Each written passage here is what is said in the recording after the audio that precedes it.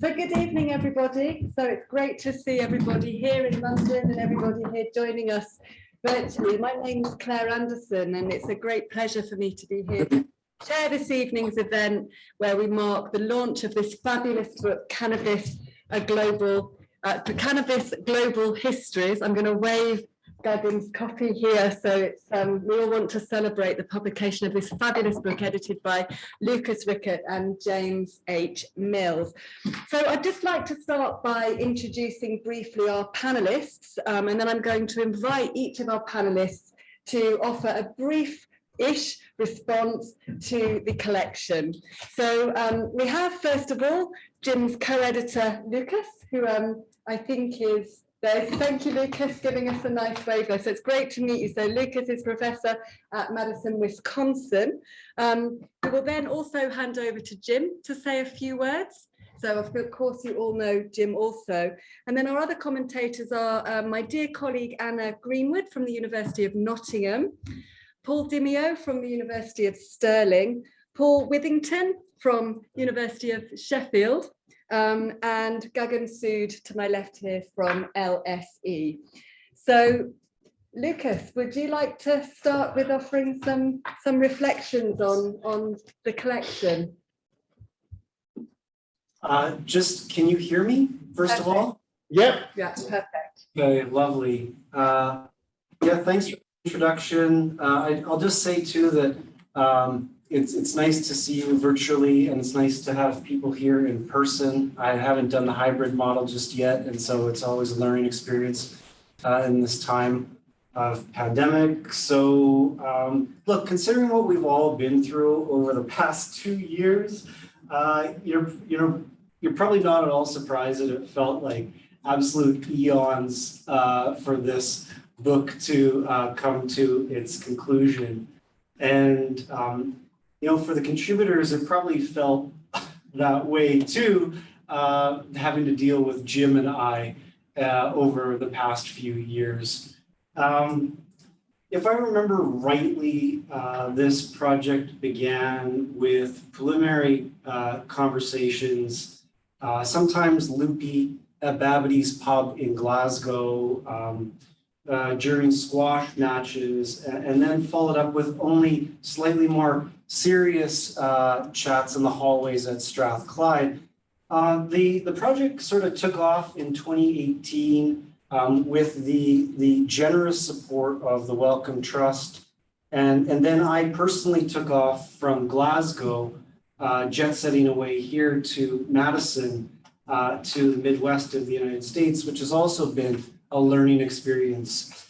So, the way that the contributors have worked together prior to this Zooming moment, sort of in the initial stages of the project, was to get eyeball to eyeball.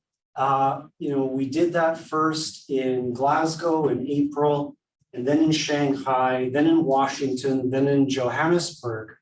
And the results, if I might be so bold, is some amazing chats, some amazing laughs, many, I think, fruitful academic papers, collaborations.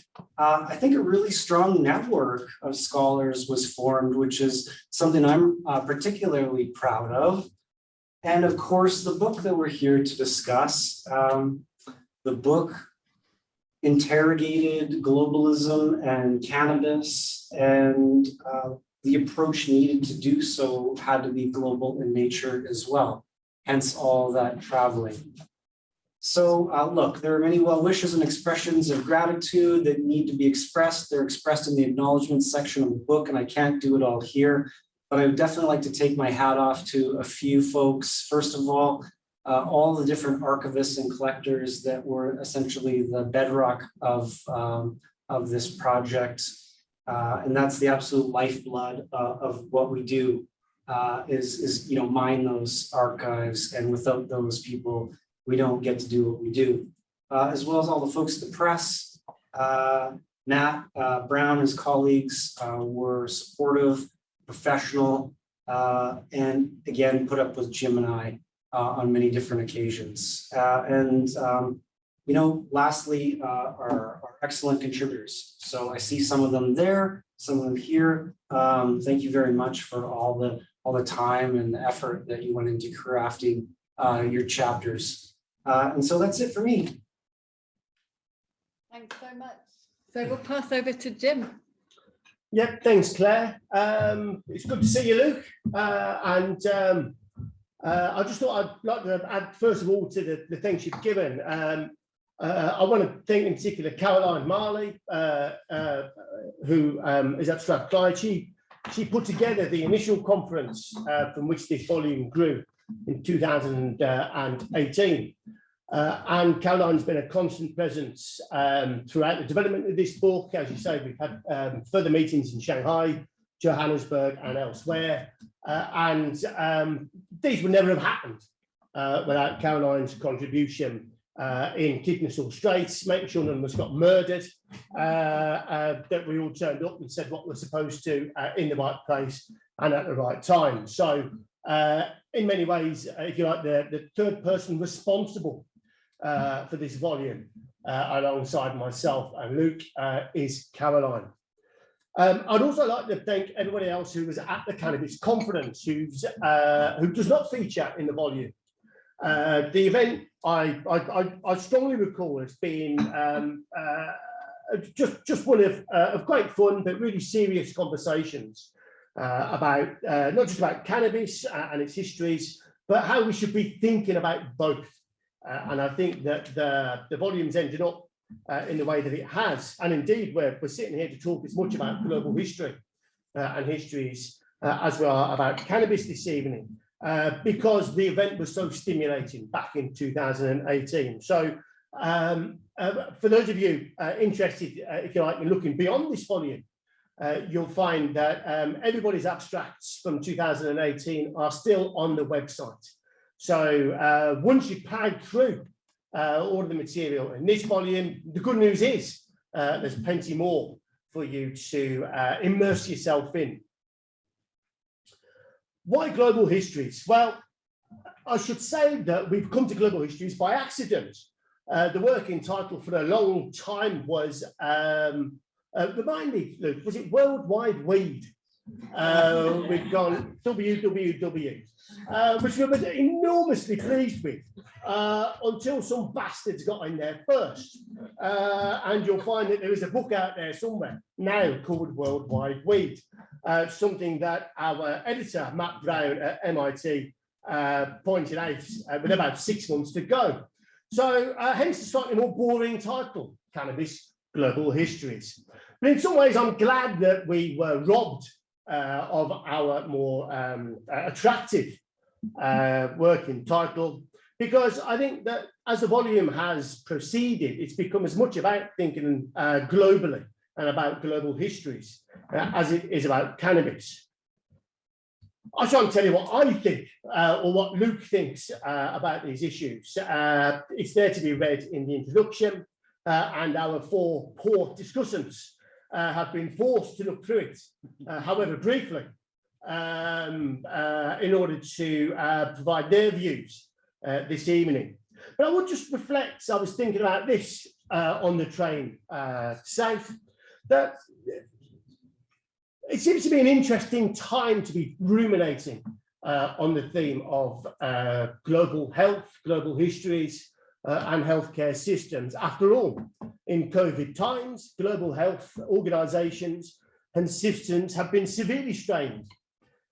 And I find myself wondering if the collapse of the cannabis consensus at the UN over the last decade is part of the history of this more recent crisis in global health and global health organisations. After all, the various countries in Europe, and the Americas unilaterally withdrew from a set of agreements and ideas that had governed global regulations on cannabis for over a century.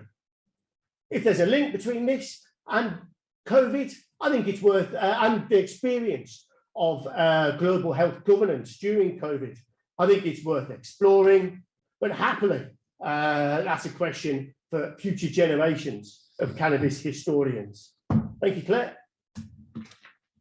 Thanks so much. I think there's plenty for our discussants to get their teeth into in all of that. So Anna, can I hand over to you to open up? Absolutely. Right, well, for those of you who don't know me, I have in the past worked on the history of British medicine in colonial context, in British colonial context. And so that in and of itself has introduced me to transnational networks of exchange. So this book was a great interest to me with that hat on anyway, but it's also of interest to me because I've just started leading a project on medical pharmacy, looking at the most famous retail pharmacist in Britain, which is Boots the chemist. And as I sat on the train and thought about cannabis and global histories, it struck me really how interesting it was that there are so many parallels between what I have learned so far in this history of so-called mainstream medical pharmaceuticals via Boots, this big retail pharmacist, and cannabis being so-called illicit. And both, it's almost like a cultural accident, isn't it, when you look at these things in a larger frame, that they've had such different trajectories, because both are transnational, both involve histories of production and regulation, both have materials, debates, and people crossing national boundaries.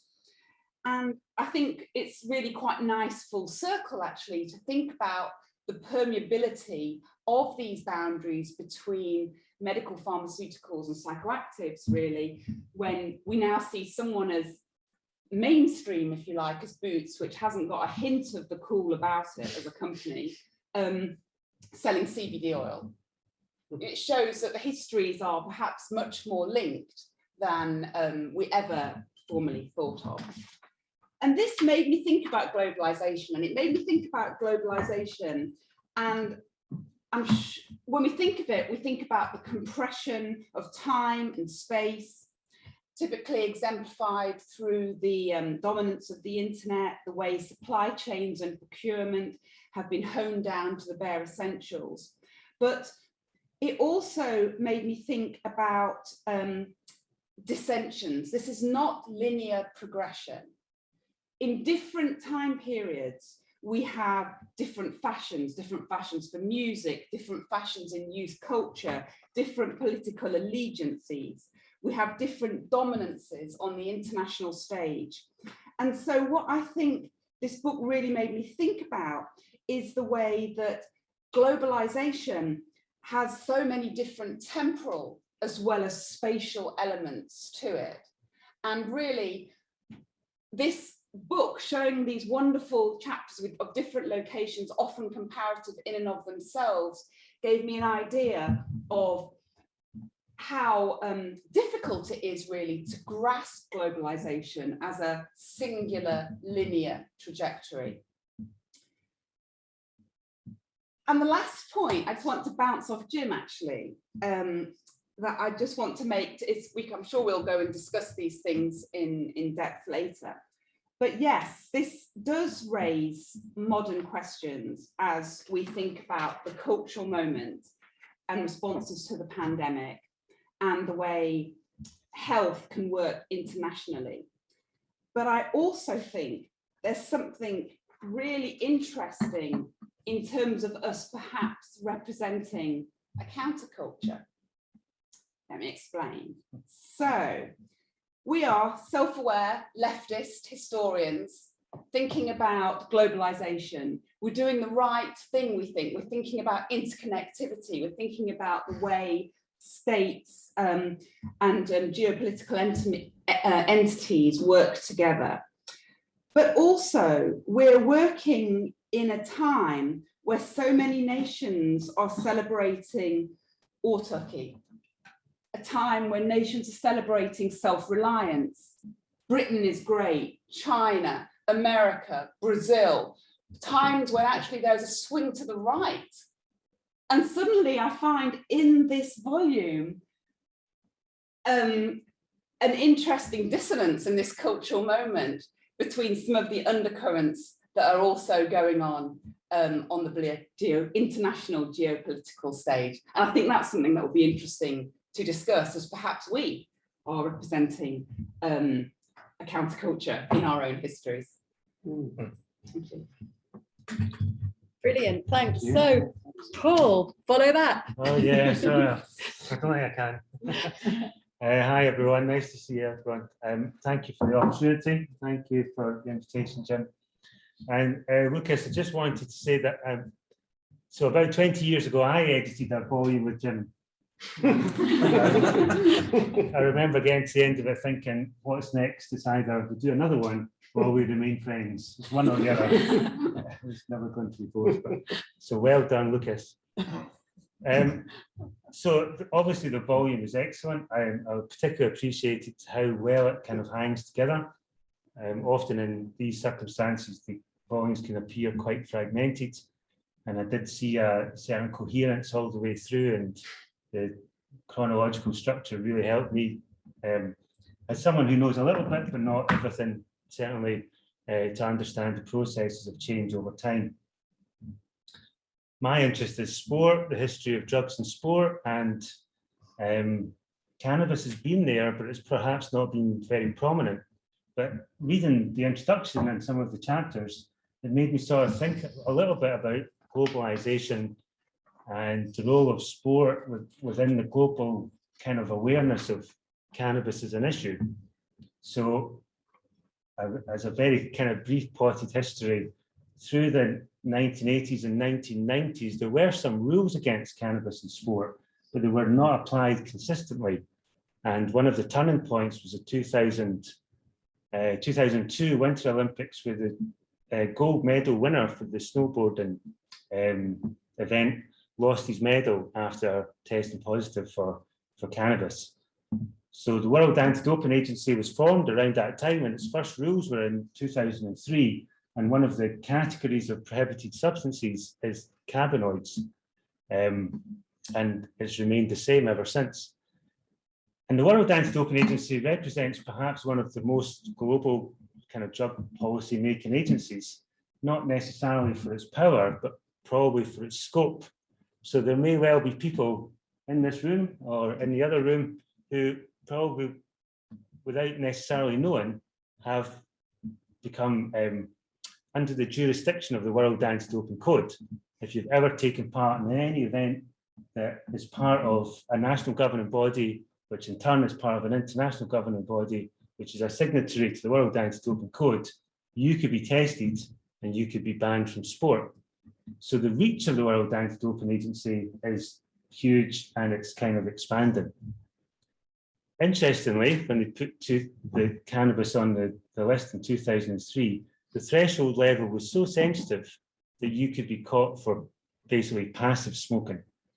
But there's this sort of strange ambiguity, because even though it's extremely sensitive in terms of the testing, it was only tested for in competition. So there's a kind of strange mix there, because the outcome of that for critical kind of anti-doping researchers is that the reason that cannabis was banned was not because of concern for the athlete, because the athlete who is addicted to cannabis would be using it kind of all the time, but the concern was for the image of sport, because they didn't want athletes to be within a competition period having a puff. And so that kind of went on until 2013, and then they admitted the threshold level was too sensitive and changed it. And then as we get closer to this time period, I think some of the things which I've discussed in the book are beginning to have an impact on sport. So there's been a couple of cases where it's clear the rules are just ridiculous. And one of them was an athlete from America who was banned for 1 month this summer, and that 1 month just happened to coincide with the Olympics, and she missed, I think her name was Sha'Carri Richardson. She missed the Olympics because she used cannabis in order to deal with the grief that she was suffering after the death of her mother. So now the World Anti-Doping Agency have admitted that they need to reconsider whether it should be on the list at all. But these kind of ebbs and flows also relate to the medical use of cannabis, which I noticed is a big part of the volume. And so some rugby players have begun to openly say that they're using cannabis between games in order to recover and deal with the pain and injury of rugby, which is, obviously a different question, whether that's a sensible thing to do. And another interesting story is the story of Floyd Landis. So for those of you who know anything about cycling, Floyd Landis won the 2006 Tour de France, was tested positive for testosterone, lost his title, was banned, and then turned into a whistleblower, and was basically one of the main reasons that Lance Armstrong was kind of brought down. And Floyd Landis now runs a business selling cannabis. And if you want to look it up, it's called Floyd's of Leadville. And he openly admits that it was part of his journey through injuries associated with cycling and depression that led him to turn to this product. And now he's an advocate.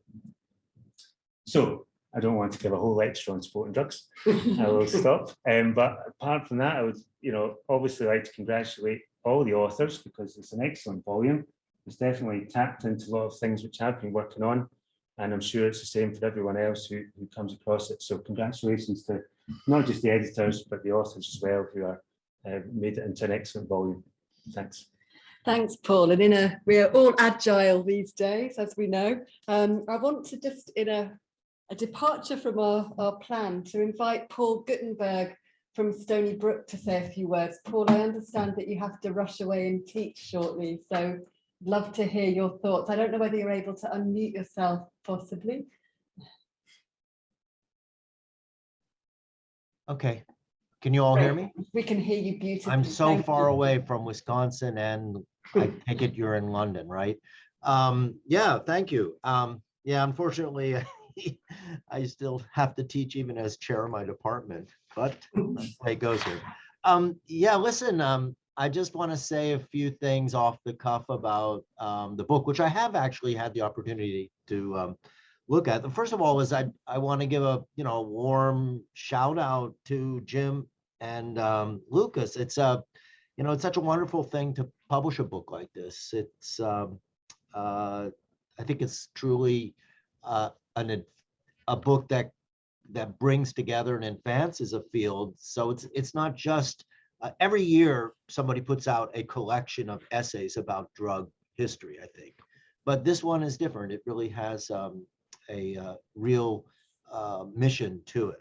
The second thing that is what Jim somehow wanted me to think about was the title. Yeah, it did sound familiar to me when I first heard it, because in 1999 I published this book, called Cocaine, Global Histories.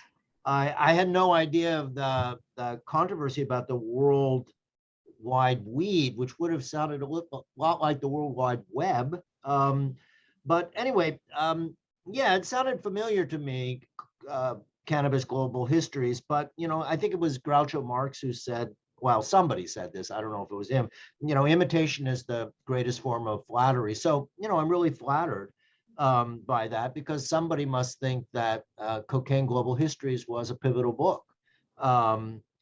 Now, when I did title that book back in the 90s, I purposely did think of it as a plurality, not, this was in the time when sociological globalization debates were just hitting historians, and I'm not quite sure what I wanted to say methodologically. And the book itself was organized in political economy terms. That is, I tried to organize the whole history of cocaine around global commodity chains, which was a starting point, I must say. Now, fast forward 20 years to where we are now, I think global history is much more advanced and secure of itself as a field, and it's much more in the direction of transnational flows and connections. And so it will be interesting for me to closely look at the book and really compare the ways in which there's more of that dynamic connection. I think in the cocaine global histories was still compartmentalized. Like each chapter was still written from the expertise perspective of national histories, you know, like Peru, Mexico, the Netherlands, Japan. So hopefully this will be exemplary. I am intrigued by one thing, because I did note in the introduction that Jib and Lucas say that they really had to wait 20 years for there to be the type of serious scholarship about cannabis that had informed cocaine global histories. And I think that's correct. But that raises this question that I've pondered about a long time, which is, why have people not been writing, quote, serious cannabis history for years? I mean, first we had opiates in the 80s was the first major type of drug history. And I think by the 90s, because of the cocaine crisis and crack, we were able to have enough serious interest in cocaine as a history. But cannabis has always lagged, and I've always noticed that. There are very few serious cannabis histories. They're just now beginning to appear. And one idea that I had in my head always was, well, basically, maybe for academics who always want to take themselves more seriously than other people, the idea of doing history of something that was considered to be, you know, a soft drug or a slacker drug or a supercilious topic, which is the way that cannabis has more or less been portrayed in the culture since the 1970s, didn't strike people as being serious enough. But now I think its time has come. I'm not sure what makes it a more serious topic. The fact that, you know, it's entering into a redefinition period globally in such a radical and rapid way could be part of what's going on. I mean, the first really challenging book I ever read on cannabis was Isaac Campos's book, Homegrown, which showed people that cannabis could be taken seriously as an academic and intellectual topic. And, you know, I'm just making a shout out to Isaac. I think he may be somewhere around there, that I think he may have started this trend. And lastly, let me just say, I'm so pleased to see everybody here. I know some of you, I don't know others of you, but I want to make a plug, which is I'm in the enviable position now of being the president of the ADHS, the Drug and Alcohol History Society, which David Courtwright was president of before a while back, and Tim Hickman right before me. And I know we love these discussions about drugs history, alcohol history. So I want to urge everybody, I'm going to plug right here, you got to join the ADHS now, or re-up your membership and go to the website or go to the SHAD website. The journal has just gotten exponentially better as the years have gone by. It's now published by the University of Chicago Press, has an incredible editorial board.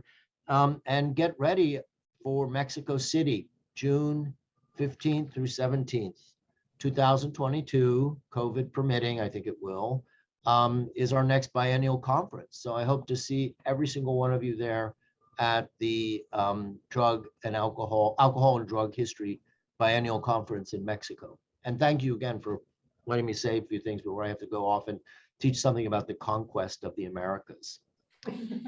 I'll stick around though for the next 20 minutes. Thanks so much. That was really great to hear from you. Glad we managed to catch you before you go off to your other commitments. So following Paul, Phil, can I pass over to you? Yeah, for sure. So hello everybody, nice to see some friendly names and faces on the screen.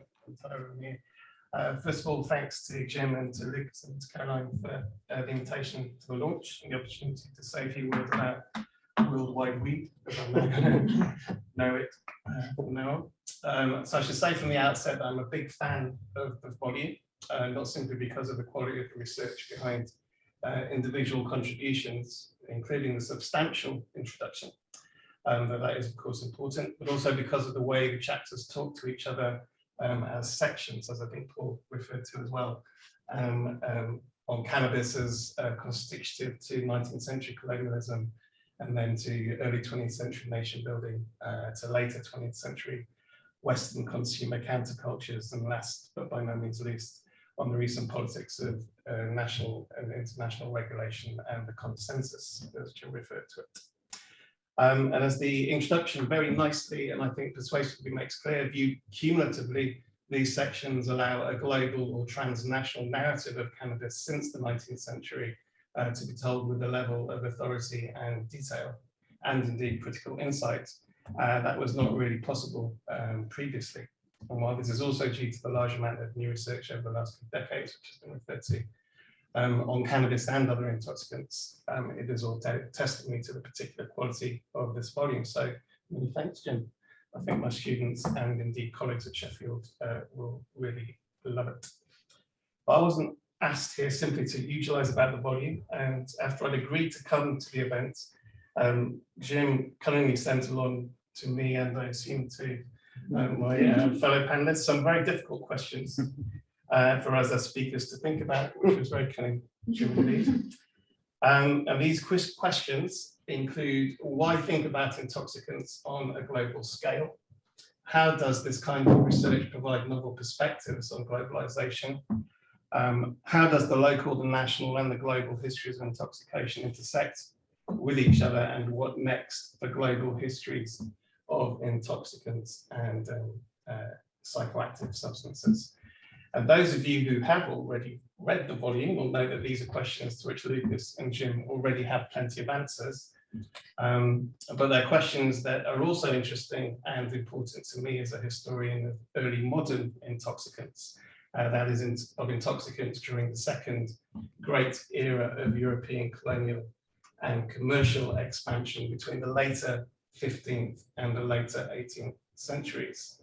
So from a British and European perspective, and it's just one perspective, it's by no means the only perspective, this was the era in which fermented and distilled alcohols were in the vanguard of industrialization, and in which imported substances like tobacco, sugar, and cocoa from the Americas, and opiates and caffeinated drinks from the Near East and Asia became staples of European diets. And the work I've been doing on Britain, and in collaboration with historians of Europe and the Caribbean, North America, and South Asia, leaves me in no doubt about four things, to go back to Jim's cunningly contrived questions.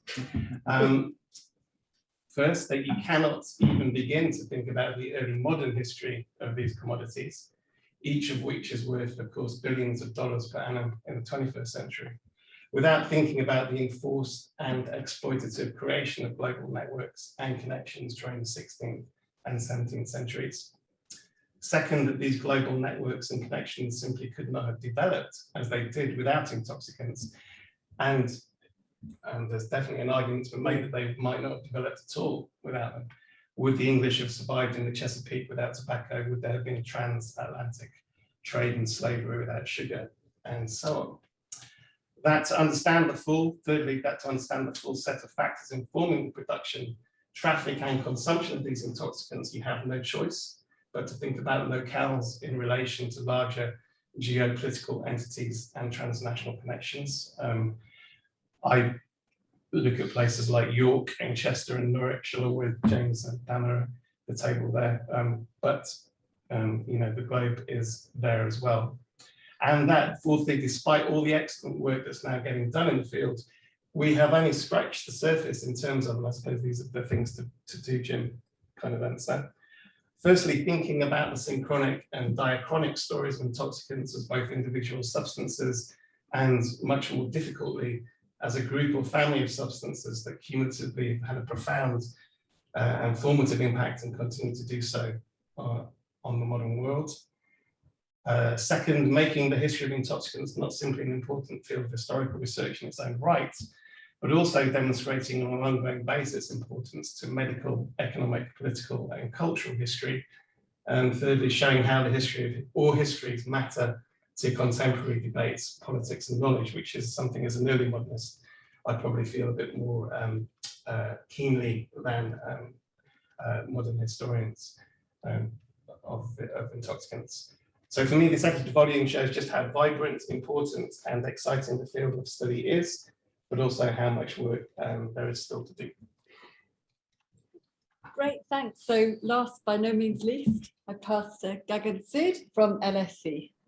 Well, thank you. A heartfelt thanks to Jim and his fellow organizers for having extended this invitation to me. Let me begin by making it abundantly clear. I am not an expert in the fields to which this fantastic volume claims to make a contribution to. I'm not an expert in the field of medicine, intoxicants, modern globalization, or European imperialism. So I hope you'll forgive me for offering thoughts from the standpoint of the fields that I do know something about, the world of the Ottomans and Mughals, the early modern period, and also the field of global history, which is probably, in fact, certainly the reason for which I was brought to say something. I happen to be the editor, one of a team of 3 of the Journal of Global History. Now, why my thoughts might be of some interest to those assembled here is that, as the book makes clear, as the editors make clear, there's been a considerable amount of writing across disciplines on the subject of this book. But what is the larger importance of those writings? And this echoes aspects of what Paul Withington was saying just a few moments ago. And then relatedly, what are the prospects of future work in the vein of that subject?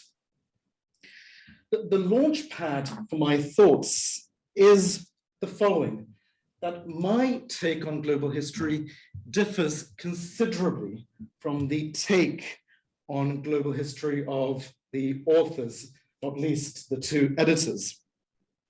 Now, and forgive me if I misunderstand what I take to be the views of the authors, particularly the editors. But as far as I understood it, the author's take on global history stresses the largeness of physical scale, alongside which it stresses interactions, flows, and entanglements, to use some of the jargon which is in the air right now.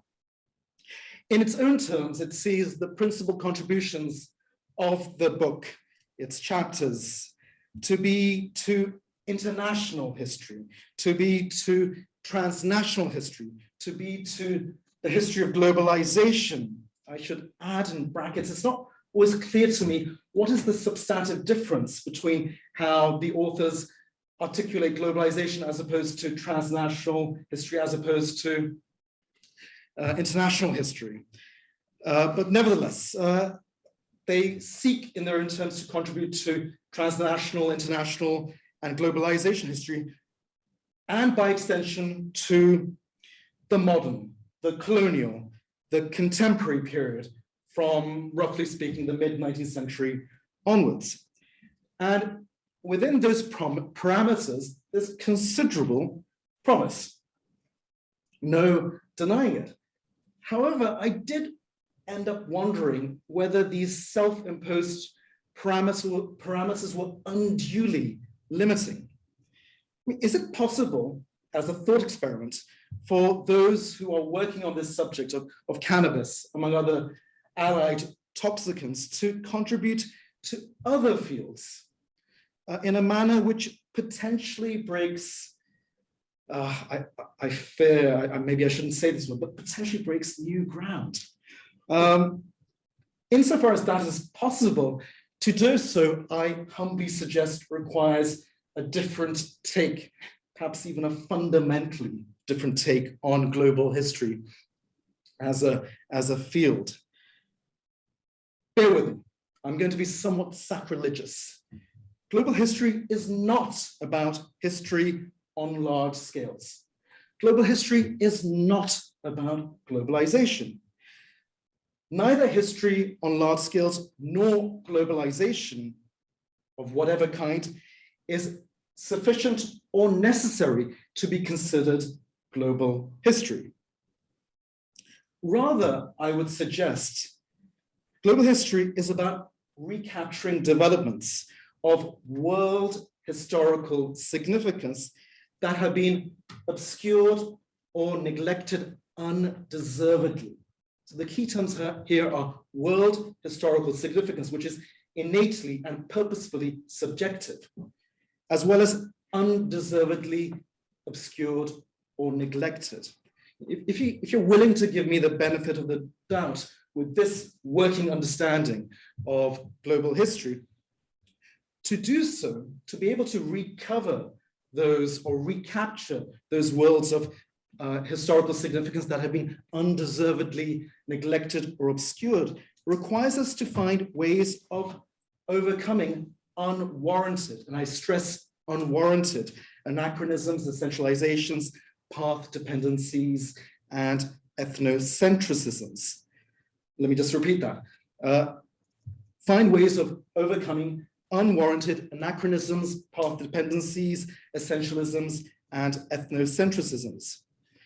That flags the centrality of methods, concepts, and narratives to global history. And I would argue global history is particularly well placed, if not uniquely well placed to do this because of its a priori agnosticism with respect to space or time or themes compared to any other field in academic history you could care to think about.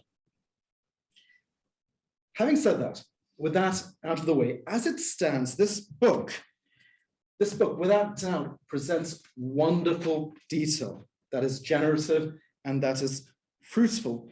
But more generally, broadly speaking, the story at its heart, when you look at the longer durée, reinforces the rupture between pre-modern and the modern.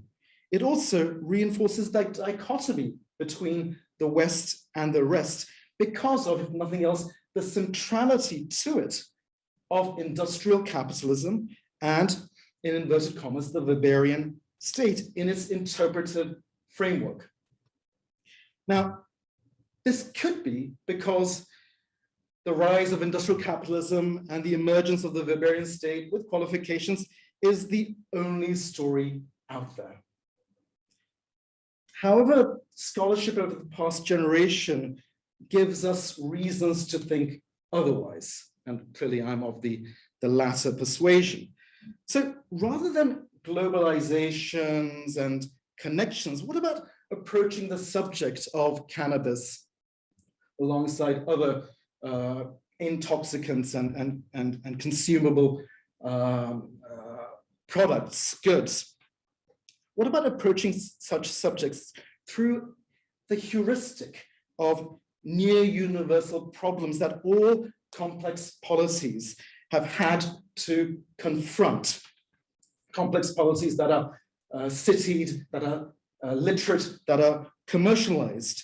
And in confronting those problems, cannabis has been used as a resource to deal with them, such as the stranger's problem, how one renders outsiders sufficiently familiar for getting on in everyday life, or the reputation problem, how one deals with outsiders in order to undertake transactions in which trust is a fundamental issue, or the loyalty problem in relation to how elites are reconciled to the prevailing dispensation, or the livelihood problem, or the revenue problem.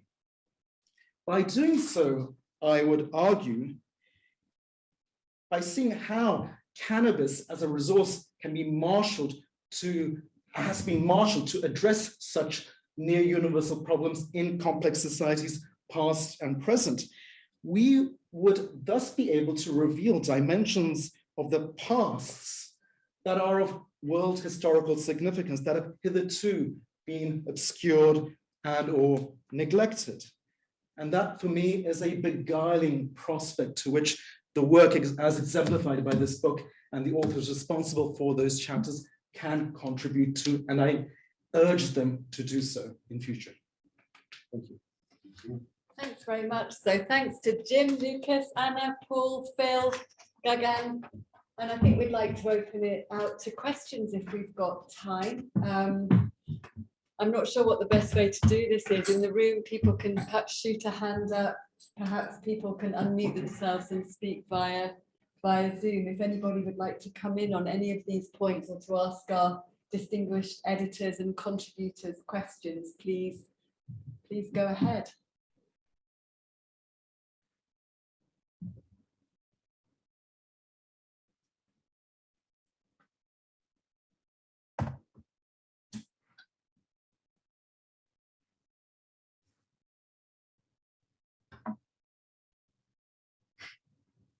Okay, as chair, I'm going to have to abuse my privilege in that case. So I just wanted to ask Jim and Lucas, I mean, this is perhaps a slightly unfair question, but is this a book about cannabis or about global history?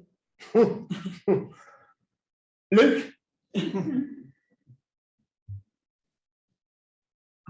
I might pass the buck on that one to you, Jim.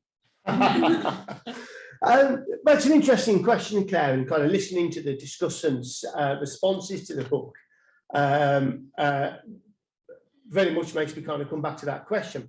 I think it would be fair to say that the book started very much as an effort to reflect upon cannabis histories rather than global histories.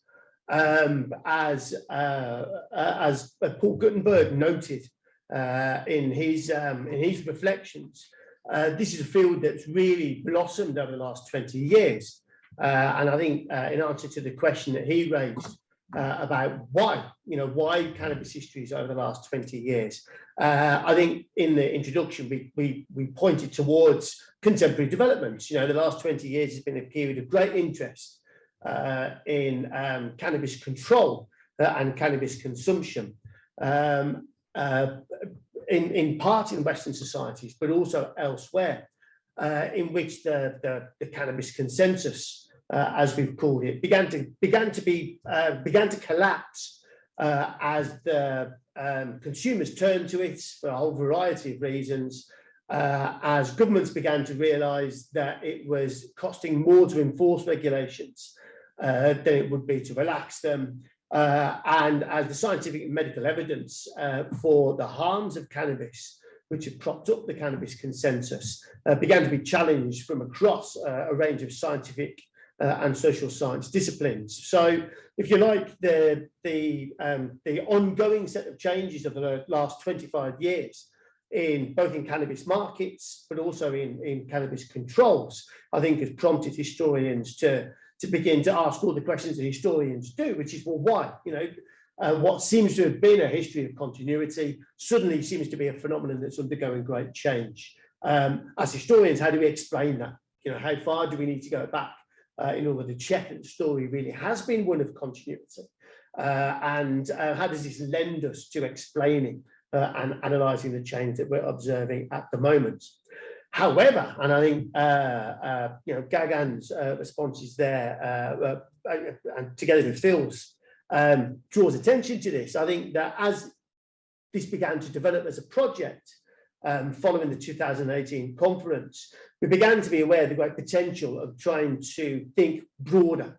Eva and I were having a conversation recently about thinking about the way in which the history or the historiography of psychoactive and narcotic and intoxicating substances has been done. And I think our observation was that there was a disjuncture between national histories, where individuals are, I'm as guilty of that as anybody, where I've looked at cannabis in British history 20 odd years ago. There's national histories. People then began to think about international history, the origins of the global drugs regulatory system and the place of cannabis within it, and then also the impacts of the emergence of that international drugs regulatory system on control regimes and on consumption around the world, but also transnational histories. When you look back through the historiography, I was struck by the way in which historians began to look at exchanges of cannabis, that cannabis was being exported and moved around the world, but between particular locations. So historians would look at the movement of Indian labourers around the British Empire and the way in which cannabis travelled with them. They began to consider the way in which this worked with migrations from South America to North America and so on. So I think that for Luke and I, we began to think, well, hang on, where's the framework that begins to bring these together? How can we get historians who have written national histories of cannabis, historians that have seen cannabis as a transnational commodity and involved in migration and so on? And then how do we see those who've looked at the international regulation of cannabis? How do we get them all talking to each other? So I think that's where we were attracted to the frameworks of global history. As Phil and Gagan have pointed out, I think this is a complex field in itself.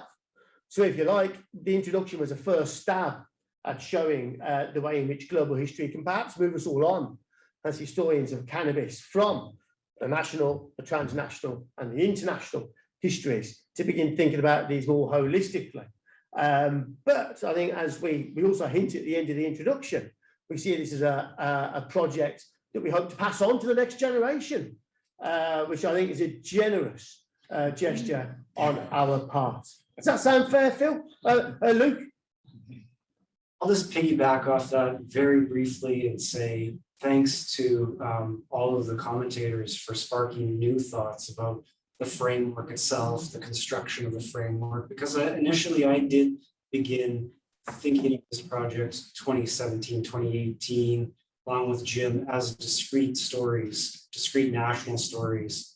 And then over a period of time, sort of developing this, this framework together. But the idea of the pre-modern versus modern rupture, the West versus the rest rupture, is really intriguing new directions to think about in perhaps incentivizing new research in the field, because I think that we are just, I think, on the cusp of sort of a new generation. And that's indeed what's going to happen here in Madison. We're going to have some conversations with scholars who are doing drugs histories right now. So just very much appreciate the comments. If you don't mind, can I suggest that you invite the authors to kind of reflect upon some of the responses from our discussants, because it's about time they took some responsibility for this. So I'm going to call Jamie. Jamie, would you like to respond to anything that's been discussed or offer your perspectives? Yeah, I'm happy to, yes. I mean, I think a lot about the global history and the discussion about that is quite interesting, because it's something that I really struggled with in my thesis, which funnily enough had nothing to do with cannabis. It was all about opium instead. But I was really trying to figure out the relationship between what I was talking about and the broader context in which it's happened, which was obviously British imperialism. And kind of like thinking that through, I kind of sort of realized in a way that like the kind of like the disconnection as much as the connection. And that's something that I kind of like, after a lot of generous editing from both Luke and also from the team at MIT, kind of really realized the fact that actually what I was talking about was not just how an idea, in my case, the idea that cannabis causes a specific sort of mental illness, not just how that kind of flows from one place to various other places, but also how that changes. And I think that's kind of really important and interesting as well, how like there is not one kind of set form of knowledge. That knowledge actually very much changes dependent on context. And I think that's something that's really important to bear in mind, and something that I haven't had a chance to actually look properly through the book yet, but I'm assuming that's something that would come out.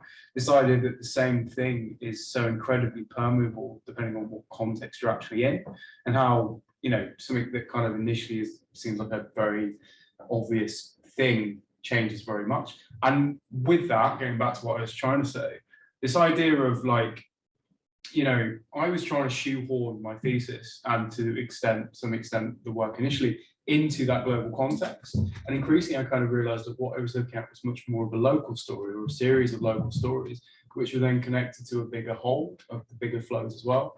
And I think kind of like as my finishing comment, I think it's just as important to look at how things change and disconnections as it is to look at these connections, right? Because as was very well said by Ganga, like there's a tendency for us to very much stress this idea of it's all about flows and how things all come together and the history of globalization and the language of that. But actually, it's not always the case. It's very much also about change and permeability as well. And I think that is at least hopefully something that comes through in my work, but I assume is something that very much would come through everybody else's work as well. No, it's really important points, Damien. I really enjoyed your chapter in the book. It's a great piece of work. And another one of those sort of continuity, discontinuity questions is around the transition from colonial to post-colonial in some of these sites which were formerly part of the British or other empires. And I think there's some really interesting stories to be told there. You know, I'm going to pick on you next, Matt. Would you like to offer any thoughts? Absolutely, thank you.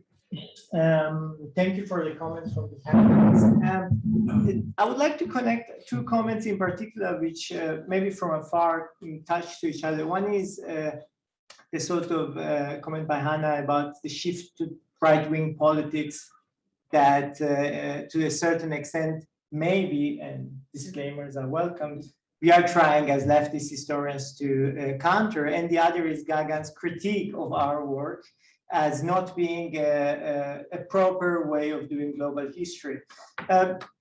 As a not historian, someone who is not a historian but does work on history, my concern in the chapter and in general has been to look at the frame of drugs, or through the frame of drugs, to understand certain transformations within a particular part of the world, which, to pick up your word, undeservedly has been left out, which in that case is the Islamic Republic of Iran, or modern Iran in particular.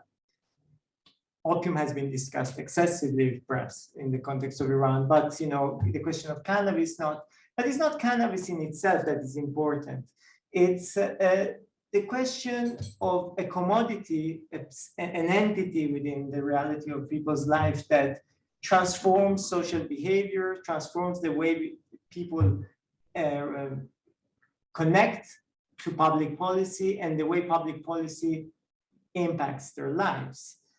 And this is something that I think is important in terms that it could inform global history, not in the way that it builds up a frame or a trajectory of, or a narrative, sorry, which is transnational, but actually highlights phenomena that are common across the world, not because they are the same, but because they highlight different shades of a similar spectrum of human behavior, of social transformation, or of political transformation.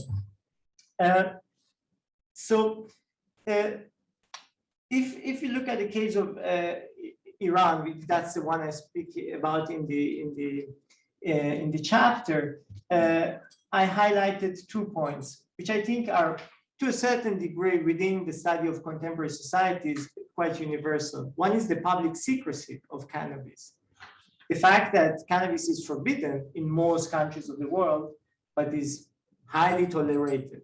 But this toleration goes through a gendered, a classist, and an environmental frame. For an example, if you're a Black American, the consumption of cannabis, American by I mean USA, the consumption of cannabis is not as tolerated as for a white American in states where it is forbidden. Well, the same applies to Iran.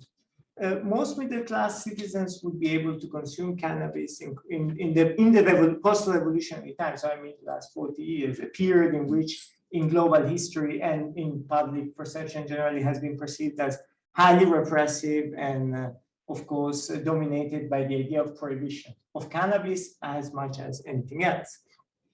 So this is the public secrecy of cannabis, tolerated, but a secret that everyone knows can be broken.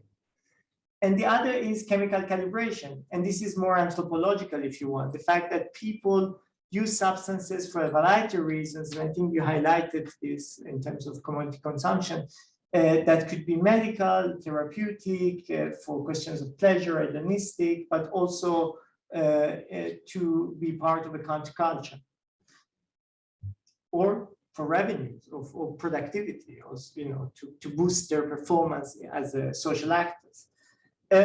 So to me, that is a contribution that we can make to global history. perhaps it doesn't fit into mainstream understanding or sort of peer reviewable understanding of global history. But in a way, it helps us to understand that commodities, intoxicants in particular, that have been sort of outcast within the commodity studies, can help us understand how people change through the trajectory of history. That would be my little contribution, I think, to the volume. I think it's quite a big contribution. Thanks for sharing. You're too that. generous. Sharing that with us. Now, a little birdie has told me that James Bradford, another Jim in the room, I don't know if you are a Jim, is in the room with Luke. So I don't know, James, whether you wanted to pick up on that discussion from the perspective of Afghanistan. Yeah, I'd be happy to. Yeah, I guess I'll sort of piggyback on Jamie and Maz's point that I think in the case of my work, when I wrote my piece, I was responding to really a lack of historiography about Afghanistan. I mean, Afghanistan was really, the history of drugs in Afghanistan started in 1978, and that was its sort of defining moment. And I think for me, it was building a story and explaining what was going on. And I think there's sort of a point about this as sort of using cannabis as a vehicle to explain sort of deeper dimensions of politics and governance in that country. And I think cannabis was, as well as opium, I mean, obviously I wrote the book about opium, so I think it's more amplified in that regard. But cannabis gives us this lens to look at, one, there's a culture of cannabis use in this country that exists, but then is undoubtedly transformed by this interaction with the outside world. And I thought that was a really sort of important element to again, go back to Jamie and Maz's point, that there was this transformation that can be seen in the way in which this culture of cannabis production went from being sort of like craft cannabis and hashish into a global commodity that ultimately does explain the emergence, in some cases, of Afghanistan as a significant producer of hashish and even opium today. So I think in that sense it was, and I was actually thinking about the conference, and maybe Jim and Luke might be able to comment on this as well. But I believe we had a pretty hearty discussion about the framework of the book that went on for quite a while, if I recall. So I do wonder how much of that, I think most of us were sort of cognizant of the ways in which we're sort of framing our piece, but also sort of putting it within an edited volume of which people can read and understand. Because I do remember, I think Isaac Campos we're sort of talking about sort of the linearity of sort of putting out these sort of moments in world history and global history within sort of periodic frameworks and temporal frameworks rather than as sort of thematic stuff. And I do remember that being a pretty hearty discussion. So I guess sort of the final point of this is I do think that there is an element here where we are able to sort of contribute about sort of this global scale of this product, but ultimately the product is just a vehicle for us to understand something about that place and that time that we're sort of getting into. If that makes sense. Like you mentioned Isaac, I wondered whether Isaac wanted to come in on this point at all. Oh, yeah, he's there. Great. Good to hear. Hi there. I'll take my headphones off. Yeah, well, I don't know. I don't have any real deep thoughts at this moment, though. Something I've been thinking a lot about lately, and I've been working on, is the history of cannabis in the United States. And I've been engaging a lot with the popular literature on this. And I'm really struck, as we sit around here, a bunch of academics talking about this, how little our work seems to impact the popular notions about this history, which always makes me laugh and cringe every time I don't know, get asked to talk about this, particularly with people from the industry who have notions about this history that very much support their interests. But one thing that I'm struck by here in the U.S. is that the kind of popular views of cannabis's history in this country are deeply conspiratorial. Those of us here in the US, of course, right now recognize that most of the conspiracy theorists are on the right wing, but this harks back to a day when most of them were on the left. And a lot of these stories are deeply conspiratorial and completely ignore the larger global history of cannabis, except it's got kind of caricature. So the rest of the world was somehow deeply enlightened about cannabis and its wonderful healing properties, whereas only here in the US where xenophobes and racists did they have any problem with the drug. So that's kind of been bouncing around in my head as I sit here listening to this conversation. I do think that however slow our work starts trickling into the public consciousness, I do think there is room for a really large correction to the way that most people understand this history, at least in the popular realm. And so I haven't gotten a chance to see the whole full volume yet, but I do hope that this is gonna at least keep moving things in the right direction as far as how ordinary folks understand this stuff. So so anyway, my thanks to the editors and everyone for putting this together. This has been really fascinating.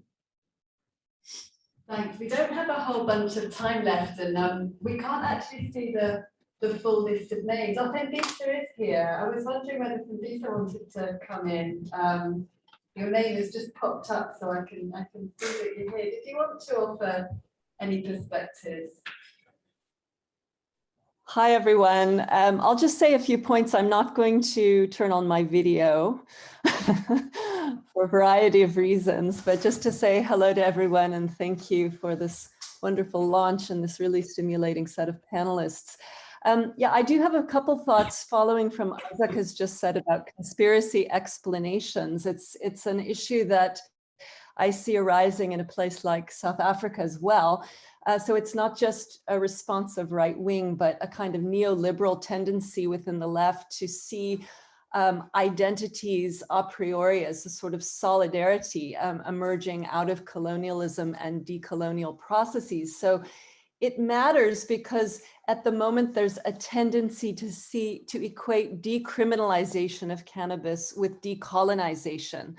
And there's a kind of monolithic understanding of colonial relations that I think some disruption or sense of the contingency of the processes that produced things like regulation come out of a local context, but end up impacting broader networks and forces of, you know, in my own chapter, things like regulation or discourses about psychoactive substances, in this case, cannabis. So, you know, I think emphasizing one of the things that I think this volume has allowed some of us to do is,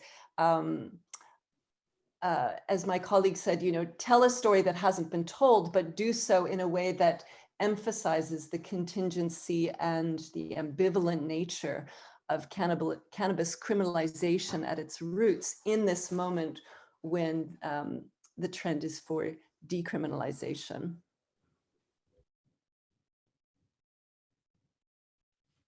Excellent stuff. So Ned Richardson Little, so you're going to take us from South Africa to socialist Germany, I think, East Germany and prohibition. I wondered whether you wanted to come in at all. Thank you. Great. Oh. Sorry? That was one of the reasons I thought this conference was really interesting. I'd been been working on a project on the history of human rights and international law and came across the Eastern Bloc's engagement with the problem of international narcotics trafficking. And it's something I feel like I'd never really seen before, people trying to connect together the history of the Cold War actually within the state socialist system alongside the history of drugs.